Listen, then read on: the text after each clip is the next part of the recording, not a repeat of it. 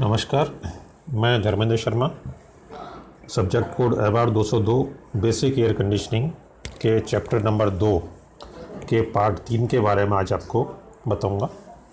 इस चैप्टर में हम ह्यूमन कंफर्ट के ऊपर डिस्कस कर रहे थे। पहले दो जो पार्ट थे उस पर हमने देखा था कि किस तरीके से ह्यूमन कंफर्ट जो है वो टेम्परेचर से, ह्यूमिडिटी से, एयर वेलोसिटी से और एयर की प्योरिटी से प्रभावित होता है। और साथ ही हमने एयर इम्प्योरिटीज़ के बारे में पढ़ा और ह्यूमन हेल्थ के बारे में पढ़ा कि किस तरीके से एक्सट्रीम समर और एक्सट्रीम विंटर, यानी कि बहुत ज़्यादा सर्दी जब है और बहुत ज़्यादा गर्मी जब है, तो मानव के शरीर के ऊपर उससे क्या प्रतिकूल प्रभाव पड़ सकते हैं। आज हम एक बहुत इंटरेस्टिंग चीज़ पढ़ेंगे, वो है concept of effective temperature. Effective temperature, जिसको कि हिंदी में बोलते हैं प्रभावी तापमान। प्रभावी तापमान क्या है? सामान्यतः ये माना जाता है कि जो ड्राई बल्ब टेम्परेचर है, यानी कि जो टेम्परेचर एक साधारण तापमान पे दिखाता है, वो ड्राई बल्ब टेम्परेचर ही हमारे को ये बताता है कि कितनी सर्दी है या कितनी गर्मी है। नॉर्मली हम यही कहते हैं कि यदि टेम्परेचर ज़्यादा है तो गर्मी ज़्यादा है, टेम्परेचर कम है तो सर्दी कम है। मगर जैसा कि हमने पिछले चैप्टर के अंदर पढ़ा था, पिछले पार्ट्स के अंदर पढ़ा था कि सिर्फ तापमान ही वो इकलौता कारक नहीं है जो कि आदमी के आराम को प्रभावित करता है। इसके साथ साथ जो इम्पोर्टेंट कारक हैं वो एक तो है रिलेटिव ह्यूमिडिटी, यानी कि वातावरण के अंदर आर्द्रता कितनी है, और दूसरा एयर का मूवमेंट, कि आपके शरीर को ऊपर से जो वायु गुजर रही है उस वायु की गति क्या है। ये दोनों फैक्टर्स जो हैं ये भी मानव शरीर के आराम को प्रभावित करते हैं। तो जो तापमान आप महसूस करते हैं, जो तापमान आप फील करते हैं, वो तापमान इन तीन कॉम्बिनेशन से बना हुआ होता है। वो तीन कॉम्बिनेशंस हैं: टेम्परेचर, ड्राई बल्ब टेम्परेचर, दूसरा एयर के रिलेटिव ह्यूमिडिटी, और तीसरा एयर का मूवमेंट। ये तीनों जो हैं, इन तीनों से मिलके आप जो तापमान महसूस करते हैं, यह तापमान कहलाता है प्रभावी तापमान। इस प्रभावी तापमान के कॉन्सेप्ट को डेवलप करने के लिए एक सोसाइटी है, American society of heating, refrigerating and air conditioning engineers, जिसको कि शॉर्ट के अंदर बोलते हैं एशरे। इस एशरे ने कई सालों तक कुछ टेस्ट कंडक्ट किए।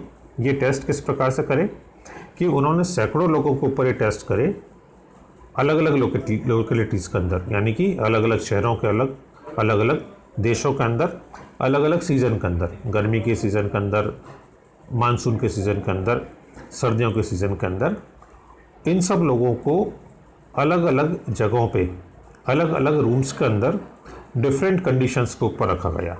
ये डिफरेंट कंडीशंस क्या थी? टेम्परेचर कुछ अलग था, रिलेटिव ह्यूमिडिटी कुछ अलग थी, और एयर की वेलोसिटी कुछ अलग थी।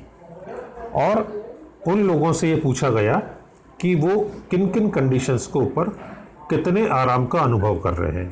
तो ये जो रिजल्ट्स हैं, इन रिजल्ट्स को लेके फिर एक इफ़ेक्टिव टेम्परेचर का पैमाना एक बनाया गया। तो इफ़ेक्टिव टेम्परेचर की यदि हम परिभाषा की बात करें, डेफिनेशन की बात करें, तो effective temperature is a measure of comfort which involves the combined effect of dry bulb temperature, relative humidity and air movement as judged by the subjects in the research studies।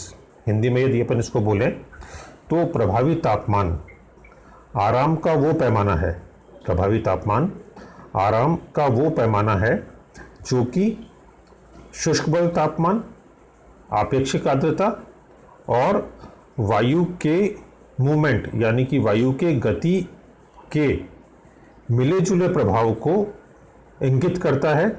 और ये मिला जुला प्रभाव किनके द्वारा महसूस किया गया? कुछ लोगों के द्वारा जो कि किसी रूम के अंदर इन अलग अलग कंडीशंस के ऊपर रह रहे हैं। तो ये कहलाया गया इफ़ेक्टिव टेम्परेचर। अब इसके अंदर क्या पाया गया कि जैसे मान लीजिए वेलोसिटी हमने एक तय कर दी है कि किसी रूम के अंदर एक पर्टिकुलर एक्स वेलोसिटी हम वहाँ पे मेंटेन कर रहे हैं। अब इस वेलोसिटी के ऊपर तापमान और रिलेटिव ह्यूमिडिटी के अलग अलग कॉम्बिनेशंस वहाँ पे रखे गए, और ये देखा गया कि ये जो कॉम्बिनेशंस हैं, इनमें से कुछ कॉम्बिनेशंस ऐसे थे जिनके के ऊपर लोगों की जो कंफर्ट को महसूस करने की प्रतिशत थी, वो प्रतिशत उनके अंदर समान था। यानी कि मान लीजिए किसी कॉम्बिनेशन के अंदर आपने ड्राई बल्ब टेम्परेचर रखा हुआ है 25 डिग्री सेंटीग्रेड और रूम के अंदर जो ह्यूमिडिटी रखी हुई है वो रखी हुई है 50%। इसके ऊपर कोई व्यक्ति कंफर्ट का फील कर रहा है। अब आपने ड्राई बल्ब टेम्परेचर को बढ़ा दिया, 27 डिग्री सेंटीग्रेड कर दिया, मगर रिलेटिव ह्यूमिडिटी को आपने कम कर दिया, 40% कर दिया। मगर यदि आदमी के आराम का पैमाना वही रहा, यानी कि आपको पता नहीं पड़ा कि रूम के अंदर कोई टेम्परेचर की कंडीशन चेंज हुई है, आपको ये लगा कि जो तापमान पहले था वही तापमान अभी भी है, तो इसका मतलब इन दोनों कॉम्बिनेशन के लिए जो इफ़ेक्टिव टेम्परेचर है, यानी कि वो टेम्परेचर जो कि प्रभावी तापमान है, जो कि एक व्यक्ति महसूस कर रहा है, वो इफ़ेक्टिव टेम्परेचर सेम है। तो इस तरीके से रिसर्च स्टडी करके अलग अलग कॉम्बिनेशंस बनाए गए सेम वेलोसिटी के ऊपर, और ये जो कॉम्बिनेशंस हैं, इन कॉम्बिनेशन के हिसाब से एक चार्ट तैयार किया गया और उस चार्ट के ऊपर एक लाइन खींची गई जिसको कि बोला गया इफ़ेक्टिव टेम्परेचर लाइन। एक इफ़ेक्टिव टेम्परेचर लाइन जिसके ऊपर इफ़ेक्टिव टेम्परेचर समान है, इसका मतलब कि उसके ऊपर जो भी अलग अलग कॉम्बिनेशंस हैं ड्राई बल्ब टेम्परेचर के और रिलेटिव ह्यूमिडिटी के ऊपर, रिलेटिव ह्यूमिडिटी के, उनको ऊपर व्यक्ति के द्वारा जो आराम को महसूस करने का पैमाना है, वो आराम को महसूस करने का पैमाना समान है। एक इंटरेस्टिंग चीज़ इसके अंदर ये देखी गई कि ये जो व्यक्ति का रेस्पॉन्स है, आराम को अनुभव करने का जो पैमाना है, यह है सर्दी और गर्मी के सीज़न के अंदर कुछ चेंज हुआ। यानी कि जिस टेम्परेचर कंडीशन के ऊपर, जिस ह्यूमिडिटी लेवल के ऊपर आप सर्दी के अंदर कंफर्ट महसूस कर रहे हैं, गर्मी के अंदर उसी के अंदर आप कंफर्ट महसूस नहीं करेंगे। इसका जो कारण पाया गया, वह कारण ये पाया गया कि बॉडी के अंदर उसका जो मेटाबॉलिज्म है और उसका जो टेम्परेचर कंट्रोल मैकेनिज़्म है, जिसके बारे में हमने पहले स्टडी करी थी, ये मेटाबॉलिज्म और टेम्परेचर कंट्रोल मैकेनिज़्म सीज़न के हिसाब से, मौसम के हिसाब से अपने आप चेंज होते हैं। यानी कि सर्दी के मौसम के अंदर व्यक्ति का जो शरीर है, ये थोड़ी सर्दी को सहने का आदी हो जाता है, और जब गर्मी का मौसम आता है तो व्यक्ति का जो शरीर है वो थोड़ा गर्मी को सहने का आदी हो जाता है। तो यानी कि गर्मियों का जब मौसम है तब आप थोड़े से ज़्यादा टेम्परेचर में भी कंफर्टेबल फील करेंगे, और जब सर्दी का मौसम है तो आप थोड़े कम टेम्परेचर के ऊपर भी आराम का अनुभव करेंगे। तो ये बॉडी के मेटाबॉलिज्म और उसका जो टेम्परेचर कंट्रोल मैकेनिज़्म है, उसके अंदर आए हुए ऑटोमेटिक चेंज की वजह से होता है।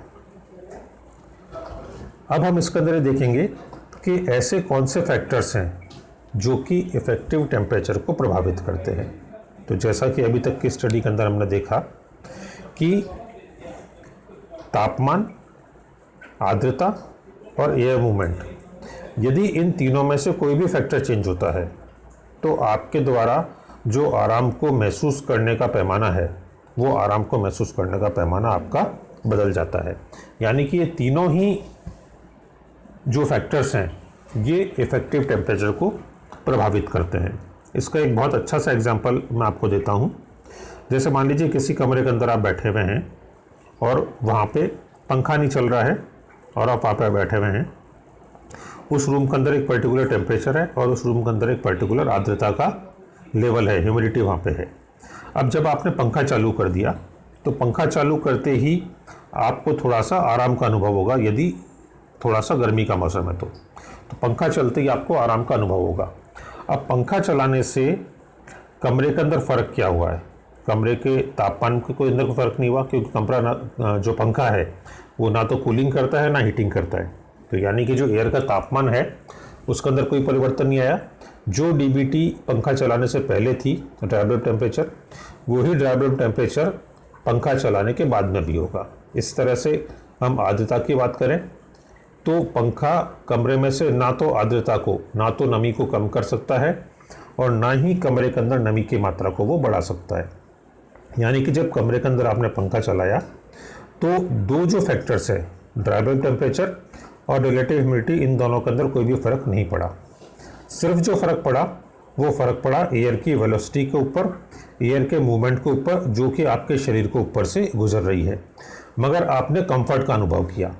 तो ये कंफर्ट का अनुभव आपने क्यों किया? क्योंकि आपके शरीर के ऊपर से जो एयर का मूवमेंट है वो आपके तेज हो गया।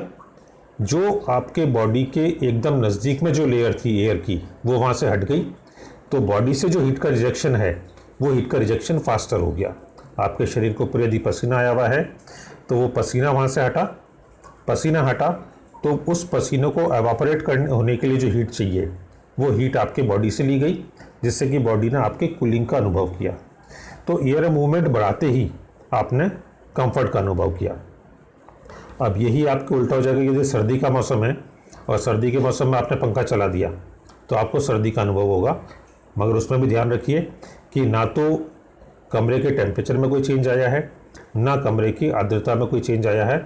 सिर्फ आपने शरीर के ऊपर से जो एयर का मूवमेंट है, उस एयर के मूवमेंट को बढ़ा दिया है, जिस एयर के मूवमेंट के बढ़ने की वजह से जो प्रभावी तापमान है, जो आपको लग रहा है, आपको ऐसी फीलिंग हुई कि सर्दी वहाँ पे आपको लगने लगी, तो इसका मतलब प्रभावी तापमान कम हो गया है। तो इससे हम ये निष्कर्ष निकाल सकते हैं कि एयर का मूवमेंट जब आप बढ़ा रहे हैं तो प्रभावी तापमान जो है वो परिवर्तित हो रहा है। इस तरह से यदि हम टेम्परेचर को फिक्स रख के ह्यूमिडिटी को कम या ज़्यादा करेंगे तो भी प्रभावी तापमान के अंदर कमी या बढ़ोतरी होगी। इसी तरह से यदि हमने रिलेटिव ह्यूमिडिटी, एयर मूवमेंट को फिक्स कर दिया और ड्राई बल्ब टेम्परेचर को हमने कम या ज़्यादा करा तो भी प्रभावी तापमान के अंदर कमी होगी।